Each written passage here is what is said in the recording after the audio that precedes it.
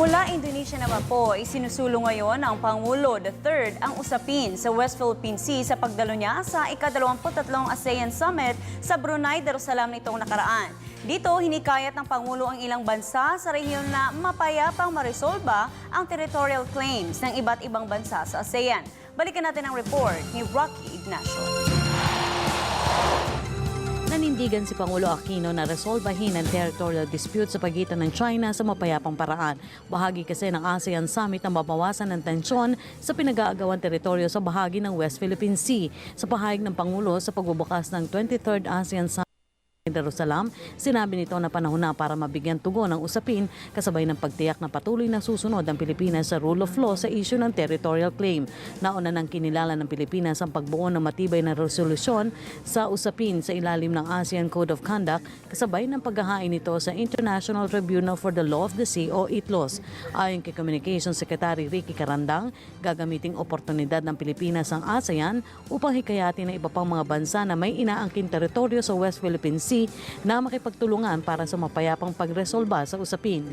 We continue to press for a rules-based solution, and we will take the opportunity of the ASEAN and other summits to urge all the claimants to participate in what we hope can be a peaceful resolution to these disputes. Bukod kasi sa Pilipinas sa China, may claim rin sa lugar ang Vietnam, Malaysia at Brunei na kasapi rin ng ASEAN. Pero git ni Carandang, nakakaroon na rin ng magandang development ang sinusulong na pagbuo ng matibay na hakbang sa usapin ng West Philippine Sea.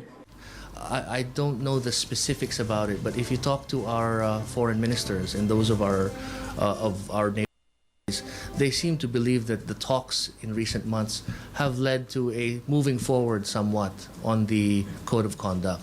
So there has been some progress, but it's difficult to say when we can expect something to happen because, as you know, these things do take time. Kinilala rin naman ng Pilipinas na sa kabila ng tensyon, patuloy naman nakikipagtulungan ng China para bigyan solusyon ang territorial disputes.